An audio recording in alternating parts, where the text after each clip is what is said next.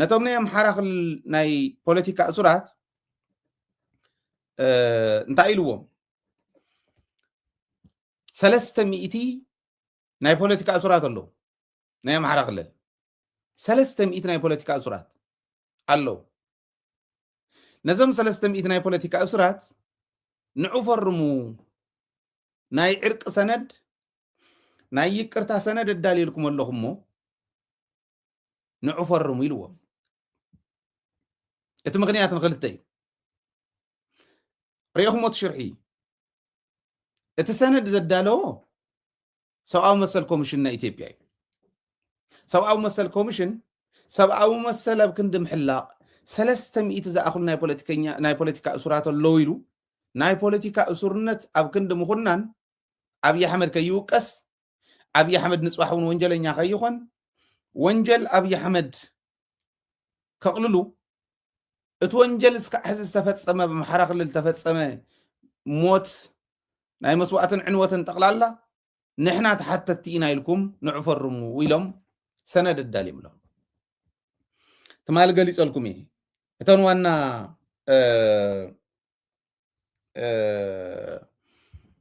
ዝተሓተት እውን ምስ ፋኖ ንሰርሕ ነርና ኢና ፋኖ ናይ ሽብር ሓይሊ እዩ እና ንፋኖ ናይ ሽብር ሓይሊ ኮይኑ እንዳሃለወ ምስኡ ምስራሕና ጌጋ ኢልኩም እመኑ እዮም ዝብልዎ ምስኡ ብምስራሕና ንሕና ኣብ ኣምሓራ ክልል ዝተኸሰተ ዕንወት ተሓተቱ ንሕና ኢና ኢልኩም ፈርሙ እዮም ኢሎሞ ድሕሪ ሕዚ እውን እንደግምን ተደጊምና ምሕረት ዘይብሉ ስጉምቲ ክወስደልና መንግስቲ እመኑ እዮም ኢሎሞ እዚ ዝብል ሰነድ ዘዳሉስ ሰብኣዊ መሰል ኮሚሽን እዩ ሰብኣዊ መሰል ኮሚሽን መጀመርያ ከም ዝበለ ናይ ዕርቂ ሰነድ ከዳልዩ ኢሉ ሽማግለ ኮይኑ ጋቢ ኣወንዚፉ ካብ ክኸይድ መጀመርያ እንታይ ክገብር ነይርዎ መጀመርያ ክገብር ዝነበሮ ኣብ መንጎ ፖለቲከኛታትን መንግስትን ዝተፈጠረ እንታይ እዩ ፖለቲካ እሱር ከይህሉ እንዲ ሓቀይ ሓደ ዕላምኡ ከሱ ኮይኑ ፖለቲክሊ ናይ ፖለቲካ ናጽነት ክህሉ ፖለቲካዊ ምህዳር ክሰፍሕ ኦኬ ፖለቲካዊ ሜዳ ብናጽነት እንቀሳቀሰሉ ክኸውን እቶም ፖለቲከኛታት እውን ናጽነት መሰረት ገይሮም ካሊእ ነገር ከየምፁ እዚታት ይኽእል ነይርዎ ወንጀል ኣብይ ኣሕመድ ኣብ ኣምሓራ ክልል ዝቀተሎም ሚልዮናት ኣብ ኣምሓራ ክልል ዝዕነዎ መዓት ሃፍቲ መዓት ትካል ናይ ፐብሊክ ትካል እውን እንተይተረፈ ነዚኦም ኩሎም ኣብይ ኣሕመድ ተሓታቲ ከይኾን ተሓተቲ መን ይኹኑ ከም ተኣሰሩ 300 ዝኣክል ተኣሰረላ ዓዲ 300 ናይ ፖለቲካ እስረኛ እዩ ዘሎ ባዕሎም ዝበልዎ ቃል ብቃል እያ ትብል ኣፍታ ሰነዶም ኣብ ኣምሓራ ክልል ናይ ኣምሓራ ተወለድቲ ናይ ፖለቲካ እሱራት 300 ከም ዝኾኑ ይገልጽ ሰነድ ባዕሉ ናይ ፖለቲካ እሱራት ኢሉ ይገልጾም ናይ ፖለቲካ እሱር ንምንታይ ክህሉ ኪሎ ብኢትዮጵያ ኢሉ ግን ኣይመጎተን እንታይ ዳ ገይሩ በሉ እምበኣር ኣብይ ኣሕመድ ንዝፈፀሞ ወንጀል ተሓተት ንሕና ኢና ኢልኩም ፈርሙ ክነውፃኩም በቃ እዚ ተዘራሪብና ኢና ምስ መንግስቲ ክነውፃኩም ኢሉ ሰብኣዊ መሰል ኮሚሽን ከምዚ ገይሩ ካፍቶም 300 ብጀካ 270 ፈሪሞም ብጣዕሚ ዝገርም ግን ክርስቲያን ታደለውን ፈሪሙ ዝዓበዩ ኣለዉ ንኣብነት ዮሃንስ ቦያለው ሲሳይ ኣውጋቸው ከም ዝነገርኩም መሳርሕተይ ነይሩ ኣብ ሃረማያ ዩኒቨርሲቲ ናይ ሳይኮሎጂ መምህሪ ነይሩ ሶሪ ናይ ፔዳጎጂ መምህሪ ነይሩ ሳይኮሎጂ ናይ ፔዳጎጂ መምህሪ ነይሩ ስለዚ ዮሃንስ ቦያለው ከም ትፈልጥዎ ኣብ ኣምሓራ ክልል ናይ ኣዴፓ ቤት ፅሕፈት ሓላፊ ኮይኑ ኣብ ዝነበረሉ ኣብ ልዕሊ ተጋሩ ጽልኢት ክህልዎ ህዝቢ ኣምሓራ ንስበኽ እንዳበለ ዝኸይድ ዝነበረ እዩ ንህዝቢ ኦሮሞ እውን ዓፍራ እዮም ተዋና ዋና ትቤዝ ትውሕጅ ንሕና ኢና ደላይና ክንገብር ንኽእል ንሶም ዓፍራ እዮም ዝኾነ ግራጭ ከትርፎም ዝኽእል እዮም ኢሉ የሰናዕቆም ነይሩ እቶም ዓፍራ ንዓፍራ ገይሮም ሕዚ ኣብ ወኽኒ ቤት እትዮ እሞ 3 ዓመት ተኣሲሩላ እኒሄ ድሕሪ ናይ 3 ዓመት ማእሰርቲ ክርስቲያን ታደለ እቲ ወንጀል ኣነ ክቕበሎ እየ ናይ ኣብይ ኣሕመድ ወንጀል ኣነ ክቕበሎ እየ ኢሉ መፍራሙ ጌታቸው ጥዑይ እናሃለወ ዝዛረቦም ዘረባታት ነይሮም የኣብን ወጠጤዎች ይብሎም ነይሩ ናይ ኣብን ወጣጡ ወጣጡ ምዃኖም ብተግባር ዘረጋገጽናሉ ግዜ እዩ ዝብል እምነት ኣለኒ ወጣጡ እዮም ናይ ባሓቂ 3 ዓመት ተኣሲሩስ ወንጀል ኣብይ ኣሕመድ ኣነ ክቕበሎ ይብል ሕዚ ፋኖ ኦረዲ ናብ ኣዲስ ኣበባ ከኣቱ ጽምዶ ፈጢሩ ምስ መቃልስቱ ነገራትና ጠንከሩ ምስ ከዱ መወዳእታ ይውድቕዎ እዩ ሕዚ ትኸምኡ ኢልካ ሸዊድካ ወፂኻ ዋላ ህይወትካ ተቕፅለሉ እንተሃለዎ እንታይ ፀገመልዎ ክትብል ትኽእል ወንጀል እዩ ሒዙ ዝወፅ ዘሎ ሕጋዊ ዝገበርዎ ውንጀላ እዩ ዮሃንስ ባያሎም ብለይ ዝበሎ ሲሳይ ውጋቸውን ብለይ ዝበሎ ወንድወሰን ኣሰፋ መስከረም ኣበራ ጎበዛይ ሲሳይ ጋዜጠኛ እዩ ጋዜጠኛታትን ፖለቲከኛታትን እዮም ተኣሲሮም ዘሎ ኩሎም እዚኦም ናይ ፖለቲካ ስራት እዩ 30 ሰብ ብለይ ዝበሎ 270 ክርስቲያን ታደለውን ሓዊሱ ፈሪሙ ኢሎም እንዳፍታ ውፅኦም ኣለው ዝሓበሻ ውፅዎ ኣሎ ናይ ተፈላለያ ናይ ኢትዮጵያ መንግስቲ ሓሻኽር እዮም እንብሎም ዩቱበራት እውን ውፅኦም ኣለው ፈሪሞም ኢሎም ኣለው ንሳቶም መሰረት ጌርና ዝረኸብናዮ መረዳእታ ዋላ ቲክቫ እውን እንተይተረፈ ኣውፅኦም ኣለው ስለዚ ፈሪሙ እዩ ዝወዲ ማለት እዩ ንሕና ከይድና ዝሓተትናዮ ሕቶ የለን ብኡ ዘረጋገፅና የለን ፈሪሙ እንተኮይኑ ግን እዚ ቆልዓ ፖለቲከኛ ኣይኮነን ብትክክል ፖለቲከኛ ኣይኮነን ወይ እቲ ኩነታት እንታይ ይመስል ደገ ዘሎ ዝብል እቶም ከይዶም ዝሓትዎ ይጥይቕዎ እንዲኦም ቤተሰብ ተረዲኦም ኣይነገርዎን ማለት እዩ እቲ ዘለዎ ደረጃ ተቃልሲ ዘለዎ ደረጃ ኣይፈለጠን ማለት እዩ ክንዱ ዝኣክል ውድቀት እዩ ኣነ ፖለቲከኛታት ኣይኮኑ እዞም ሰባት እዚኦም ክብል እዩ ገይሩኒ ናይ ብሓቂ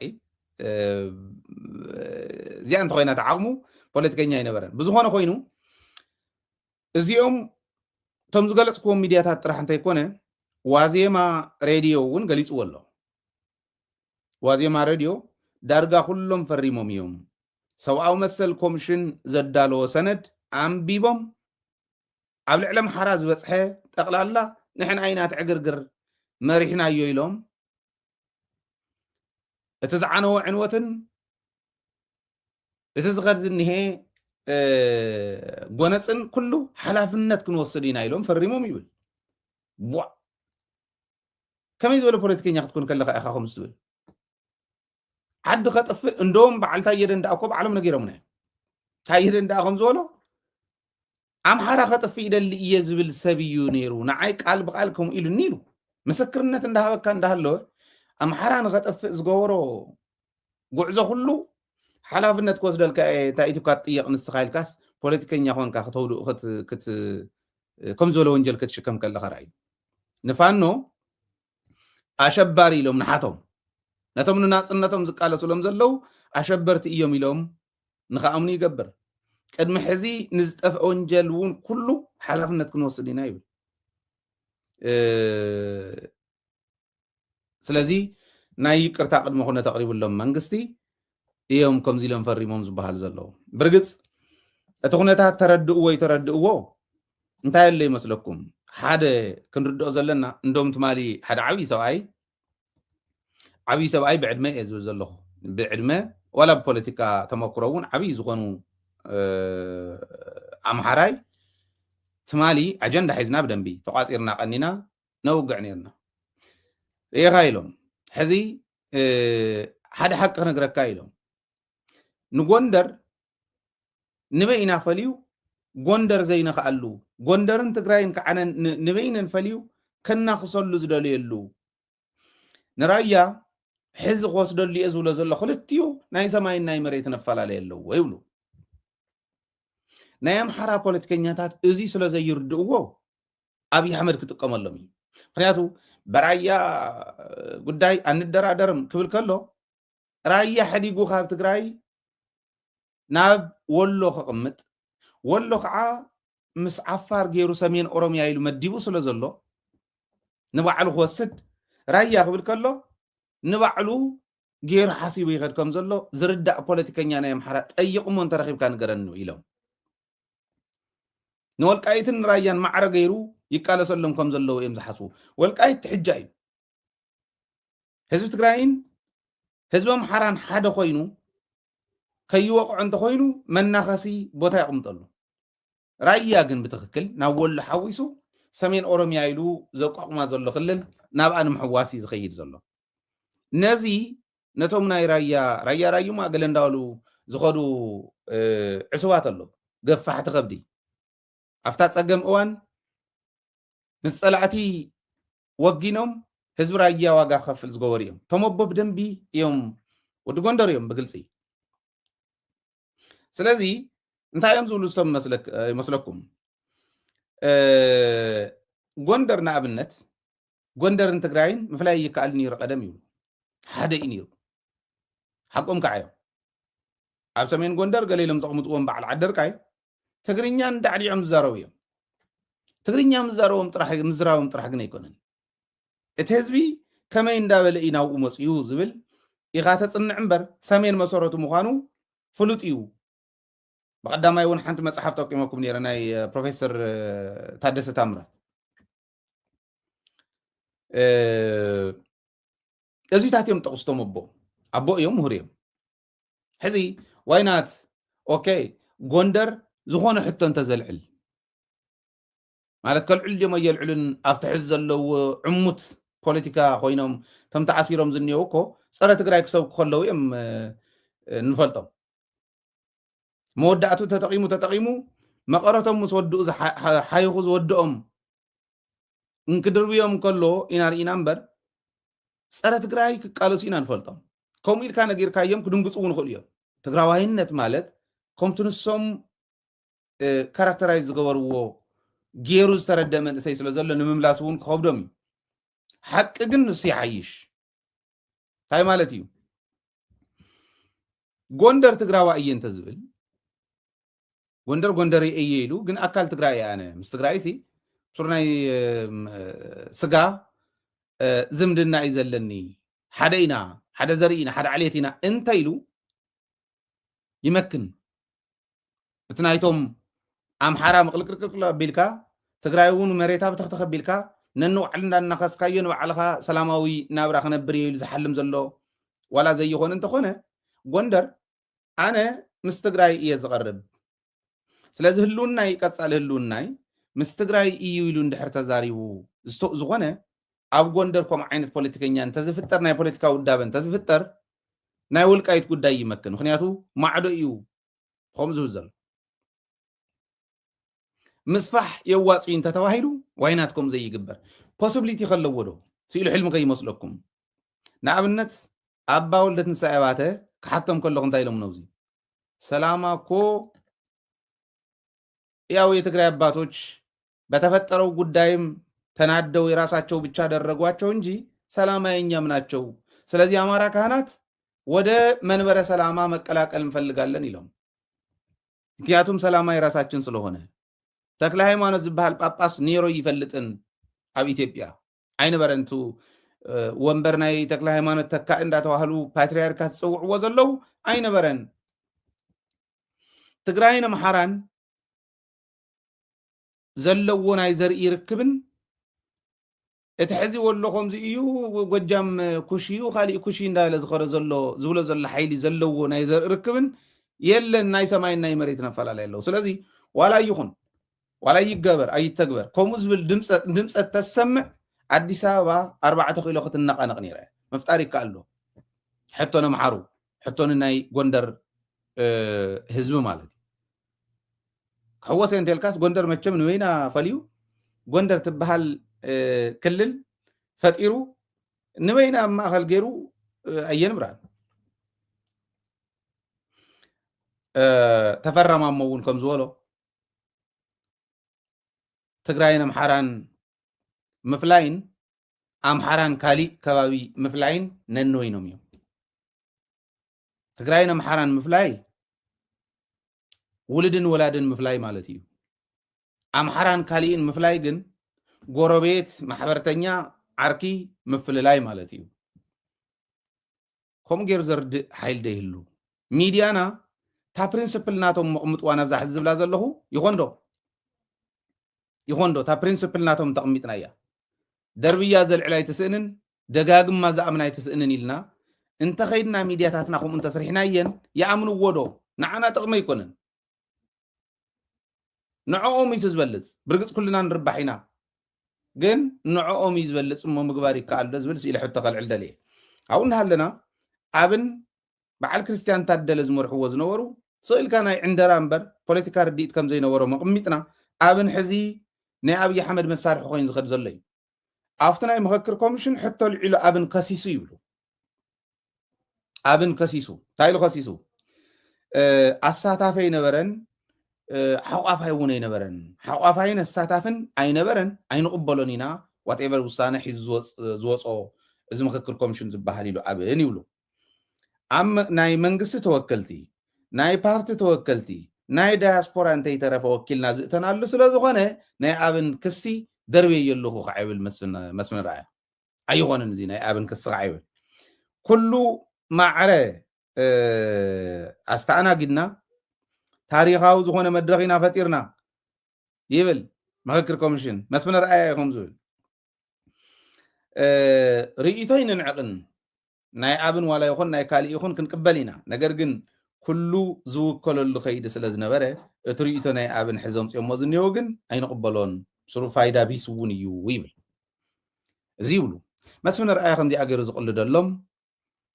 ፖለቲካ ዘይርድኦም ስለ ዝኾኑ ኩሎም ከይመስሎም ተልእኮ እዩ ኣብን ናይ ኣብዪ ኣሕመድ ተለኣኸ ይሕዚ ኢዜማ ናይ ኣብዪ ኣሕመድ ተለኣኸ ይሕዚ እዚኣቶም ናይ ኣብዪ ኣሕመድ ልኡኻት ኮይኖም ክኸዱ ከለዉ ኣብዪ ኣሕመድ ዝደልዩ እንታይ እዩ ምምሳል እንታይ ምምሳል ሕዚ ልክዕ መስመር ረኣያ ይብሎ ከም ዘሎ ንሳቶም እኮ ርእይቶ ይንዕቁን ነይሮም ማንም ርእይቶ ከልዕል ከሎ ይቕበሉ እዮም ነይሮም ኣብን እኳ ልዕሉ ተቐቢሎም ሞ ኦኬ ኣብን እውን ተቐባልነት ክረክብ በምሓራ ወኣብን እኮ ስኢሉ ዋና ጥራሕ ዕሱብ ኮይኑ ይከደን ወሎ ይኺድ ክበሃል ከሎ ብምክክር ኮሚሽን ክውሰን ከሎ ጎጃም ኩሽዩ ሸዋ ኩሽዩ ክበሃል ከሎ ፋኖ ከይሰምዓና ባንዴራ ይንቅይር እምበር ፅባሕ ንጎ ክንቅይሮ ኢና ክበሃል ከሎ ኣምሓራ ብጥስ ሰቢልና ኣርባዕተ ክልል ክንገብራ ኢና ክበሃል ከሎ እዚ ባይዘ ወይ ቀዲምና ነጊርናኩም ኢና ኣምሓራ ኣርባዕተ ሕቶ ናይ ክልልነት ክእቱ ገይሮሞ እዮም ናይ ጎንደር ዕሱባት ፖለቲከኛታት ፈልዮም ካብ ጎጃም ዕሱባት ፖለቲከኛታት ፈልዮም ካብ ሸዋ ከምኡ ካብ ወሎ ከምኡ ክልልነት ሕቶ እትዮም እዮም ፌደሬሽን ምክሪ ቤት ሕተቱ ንብል ነርና ተደቢት ከምኡ እንዳበልና ፀኒሕና ኢና ታናይ ወሎ ሕዚ ትርእዋ ዘለኹም ሰሜን ኦሮሚያ ኮይና ዘላ ማለት ሕዚ እቲ ከምዚ ዝበለ ኣይንቕበሎን ኢሎም እዮም ኣብን እኮ ኣይተቐበልዎን ስለ ፅባሕ ንጎ ኣብን ናይ ኣብዪ ኣሕመድ ልኡኻት ኮይኖም ንዓዲ ኣምሓራ ከዱ እንተኮይኖም ሕዚ ምስ ኣምሓራ ዘለዎም ምስ ህዝቢ ኣምሓራ ዘለዎም ረኽቢ ናብ ቴንሽን ክኣቱ የብሉን ሓቲቶም እንዲዮም ዝዓቕሞም ገይሮም እንዲዮም ክበሃል ኣለዎ እዚ ንክበሃሉ ኣሳታፋይ ነበረን ሓቋፋይ ነበረን ኣይንቕበሎን ትውሳነ እውን ናብ ሓደጋ ዝእቱ ይገለ ዝብል ፅሑፍ እትዮም ነኖ ሓሲኹም ኢኹም ኢልዎም ፀጭረጭ ኢሎም ኣለዉ ካብኡን ላዕሊ ዝኸድዎ ክያደ የለን ኣይንርእን ዘለና ኦረዲ ሓሲኹም ኢልዎም ድሕሪኡ እውን ዘውፅዎ ነገር የለን ካልኦት እውን ኣለዉ እናት ፓርቲ ገለ ፓርቲ ዝበሃሉ ኣውፅኦም እዮም እዚ ኩሉ ዝግበር ዘሎ ሽርሒ ምኳኑ ረኣዩ ንምንታይ ፅባሕ ንጎኖም ንዓዲ ኣምሓራ ልኡኻት ኮይኖም ክኸዱ እንተኮይኖም ምስ ኣምሓራ እተራኽቦም ንእሽተለይ ቀጣን መንገዲ ክገድፉ ኣለዎም ልኡኽነቶም ባንዳነቶም ናይ ኣብዪ ኣሕመድ መሳርሒ ኮይኖም ዘግልግሉ ምዃኖም ከም ዘሎ ኮይኑ እዚ ኣረጋጊፆም ነገር ግን ምስ ህዝቢ ኣምሓራ ክተባጥሶም እትኽእል ነገር እንድሕር ኮይና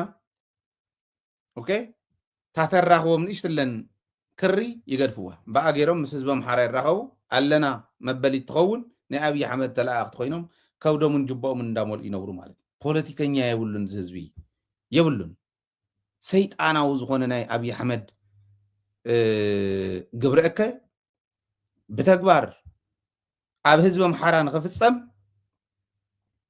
ሚሳኤል ከይዱ እንተወቕዖ ናይ ገባር ገዛ እንተወቕዐ ወይ ከተማ እንተወቕዐ እውን ኣብ ኣቕጣጭኡ ስሒቱ እምበር ንሕና ይሓሰቡና እዮን ኢልካ ክምለጥ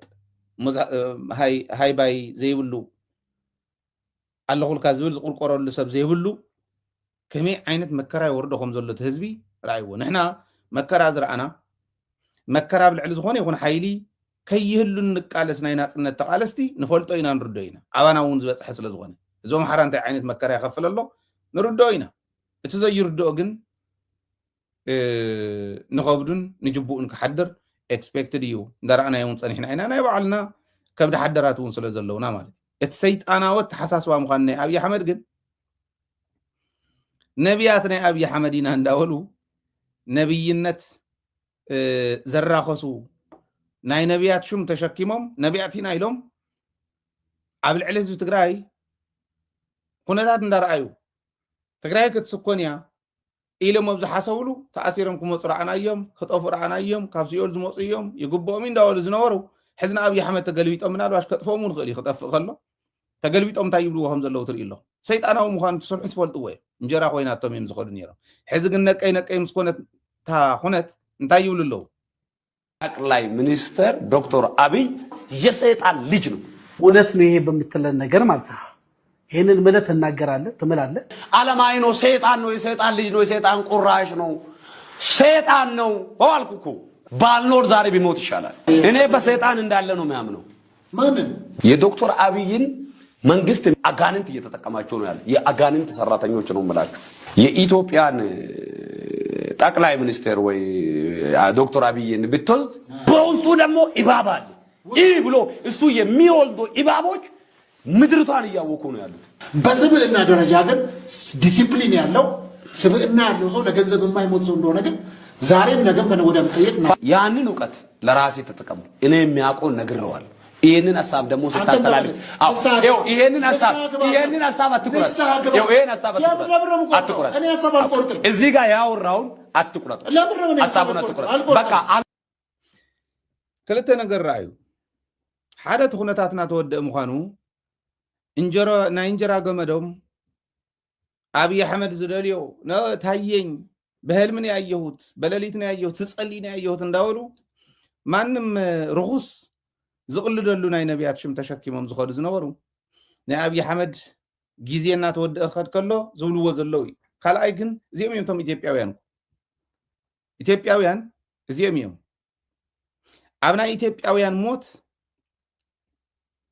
ኣብ ናይ ኢትዮጵያ ትበሃል ዓዲ ዕንወት ናይ ዩቱብ ፍራንክ ንምእካብ ተኣኪቦም ከም ዝገብሩ እዮም ተዝብልዎ ዘለው ክንዲ ዝኣክል ድፍረት እንድሕር መፅዩ ያው ኣብ ናይ ምውዳቕ ኣብ ናይ መወዳእታ ግዜ ከም ዝበፅሐ ዘርኢ እዩ ዋላ እንተበልና ኢትዮጵያውያን ማለት ግን እዚኦም እዩ ትግራዋይ ነዚኦም እንዳረኣየ ፈገግ ይኽብል ንእሽትለ ፍሽኽ ከብሎ ክእል እዩ ካብኡን ላዕሊ ግን እዚ ቁም ነገር ኢሉ ክቆፅሮ ይኽእል ብኣቶም ሚዛን ክትመዝኖ ከለካ እዩ ቁም ነገር ዝኸውን በቃ እቶ ግዜና ተወድእ ከም ዘሎ ዘርኢ እዩ ናብ ዝብል ዘምፃካ እዚኦም እዮም ኢትዮጵያውያን ግን ተመልከት ካሊእ እውን ይግለጿቸው እስቲ እርሱ ከዚህ ከስራ ጋርም ከአመራር ጋርም እስቲ ምን ይላሉ ጸረ ኢትዮጵያ ወስላታ ወሽካታ ሸለፈታም ሸረኛ ባለጌ ውርጋጥ ኢትዮጵያን ከመሩ ሰዎች መካከል የማን አንዳቀኝ ወጥርሶ ይሄ ሰውዬ ሰላም አላመጣም በዘርፈ ብዙ ነገር አዋረደን ጀግኖቻችን ስንቱን ጀግኖቻችን በላብን አጫሉን በላ በቴ ኡርጌሳን በላ አባቱን የሚገል እናቱን የሚደፍር ወንድሙን የሚገል ምሁራኖችን የሚጨፈጭፍ አገርን የሚያባክን የመንግስትን ንብረትን የህዝብ ልማትን የሚያባክን የሚያቃጥል ሌላም ብሔርን የሚዋጋ ተንኮለኛ ሸረኛ አሰተኞች በጣም የተተበተቡ ለማበድ የደረሱ ሁሉ ባለጌዎች የተራጋሚዎች ረጋሚ የተሳዳቢዎች ይሄ ብሔርን የሚሳደቡ ሃይማኖትን የሚሳደቡ እኔ የምጠላቸው በሙሉ ሸረኛ እዚህ የምድሪቷ ጥፋት ኃይል ድድቶች ፈርጥተው ግማሹ እዚህ አጫሉን በላ በቴ ኡርጌሳን በላ ይኣኽለና እዩ ስለዚ ተመሳሳሊ እዩ ምስ ቅድም ኢለ ዘርአኹም ተፈለየ ነገር የብሎምን ግዜ ከም ዝኣኸለት ናይ ኣብይ ኣሕመድ ግዜ ንኣኸለት ከም ዝኸደት ዘርኢ እዩ ዝብል እምነት ዘለኒ ዝኾነ ኮይኑ እዙ ኢታ ኣብይ ኣሕመድ ኣብዛ ደረጃ እዚኣ ኣብ ዘለሉ ግን ዝዓበዱ ፖለቲካ ክትርጉሙ ዘይኽእሉ ኣማዕድዮም ክርእዩ ዘይኽእሉ ሾርት ሳይትድ ዝኾኑ ፖለቲከኛታት ብምልኦም ኣብ ጎኑ ክፀንሑ እዮም ተዋጋ ግን ክኸፍልዋ እዮም ኤርትራ ተሪር መልሲ ይባ ኣላ ንኢትዮጵያ ካሊእ ከዓ ተሪር መልሲ ኤርትራ ንናይ ኢትዮጵያ ናይ ባሕሪ ድሌት ኢት መልሲ ናይ ኢትዮጵያ ናይ ባሕሪ ድሌት ባዕሎም ብሚኒስትራቶም ተዛሪቦም مخان أو يومس حزي ب ميدياتات غيرهم ميدياتات اندخفلو ناي ميديا سبات اندخفلو ارتكلات صحيفنا انداول زقمطو ميدياتات اللو ويل ازو ميدياتات زيوم نحنا نردوم إنا بدنب ون دا قلتنا مسينا إنا ناي ميديا قال سنتسعيرنا يلون نساتم كاو دحريو يلون بقى جراوند يولون ميدا يولون ميدا زي ولو أبي كيدي كالس ميدا يولون مكالس ميدا يولون نسانس عرائنا لنا بزيو زأمن زي زردا سبسلة تسأنا خلاه بمرحيدنا تنايو إرتراغن نعاتهم ملسي بالا نعمنت إرترا إمباسي أب أمريكا أو واشنطن زل إمباسي هاو ملسي إثيوبيا ودب نمركاب اتقبرو نايل ألاو نتحطو حقاو نمقبار حقاو نممثال استفلا لي ميدياتات زوص ومرداتا حسوت مخاني قمت بسوني إيو إلاو مجلسي هي وزلو ناي إرترا خونه ناي زخونه يخون أفريكا وهاجر لألاو نت ناب دردر يقربن سلازي إثيوبيا لعلاونة إرترات حيسا بحرنا تأيو واننت حتى تلخم مبال أيكال إزيو مسارتاو حتونا إثيوبيا وي حقاو حتنا إثيوبيا مسيلهم زقربو دوتشو فيلين فورين بوليسيز بحال مسيحتن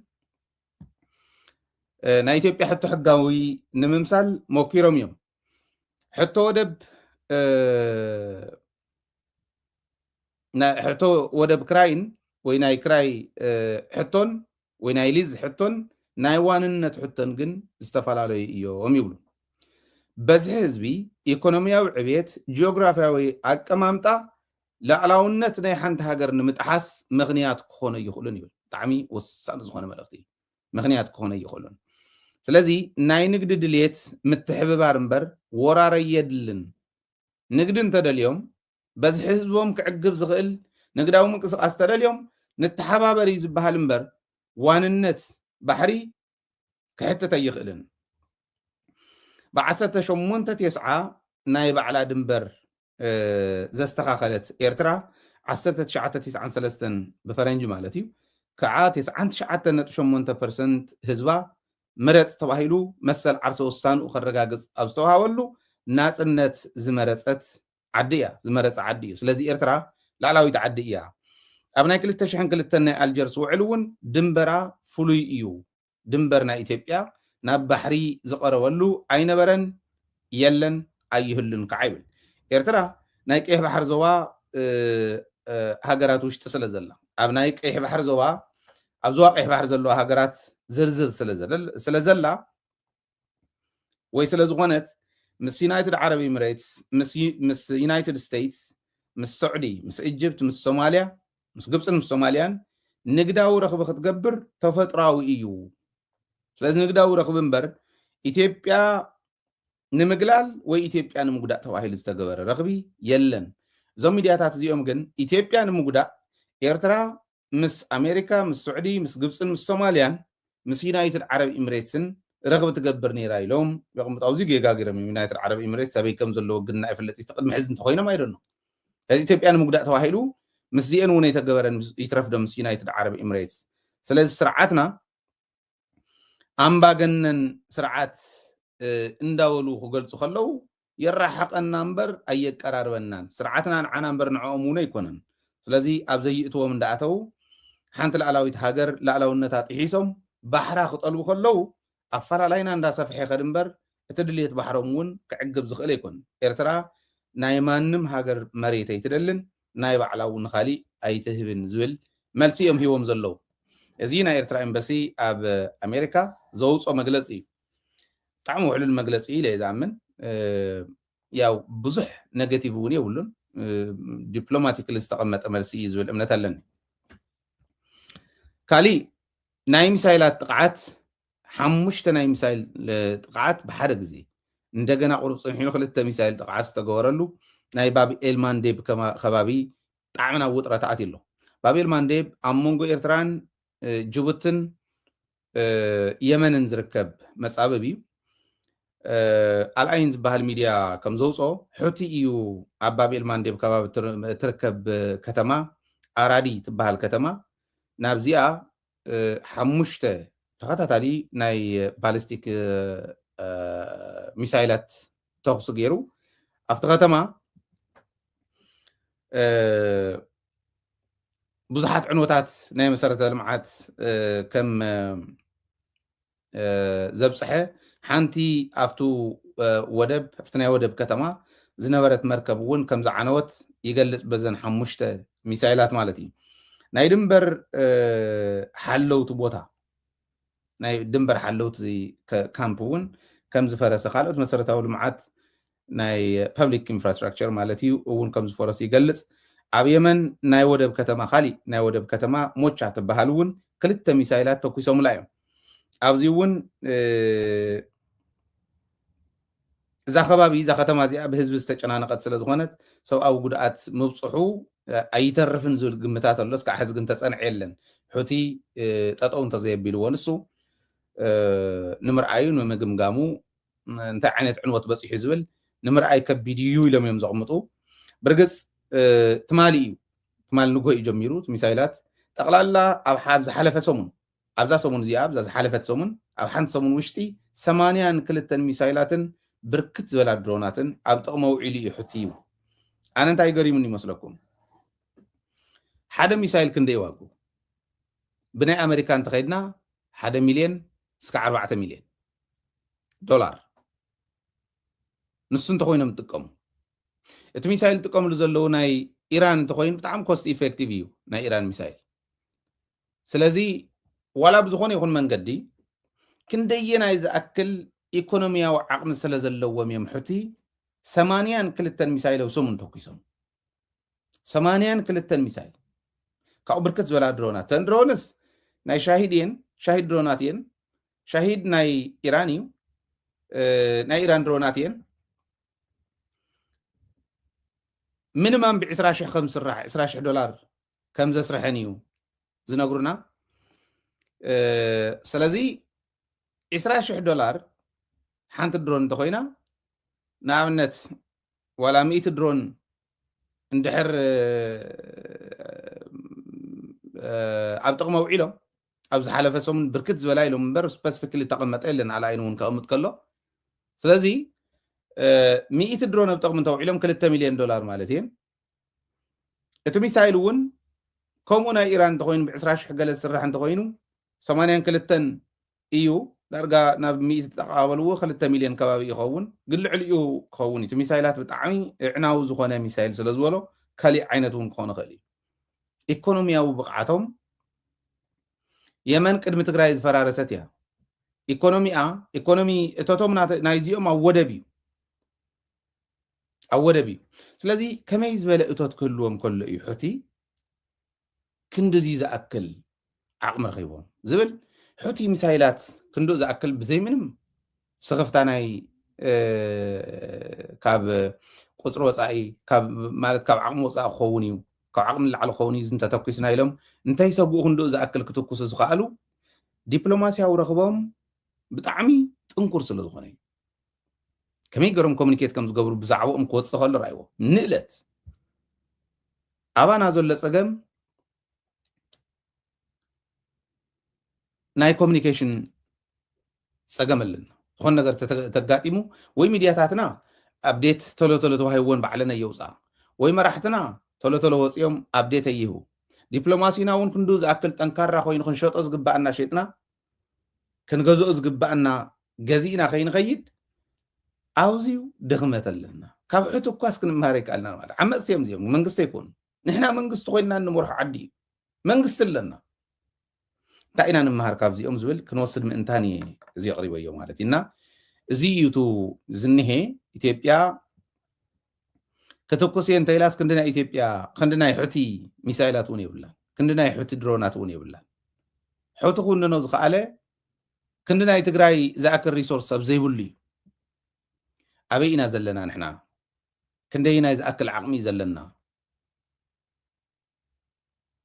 ዓቕምና ተረዲእና ዲና ንቃለስ ዘለና እዚኣቶም ኩሎም ብደንቢ ኣስተውዒልካ ምኻድ የድሊ እዩ ክንመሃሮ ካብ ዝግባአና እንተተማሂርና ኣይ ቲንክ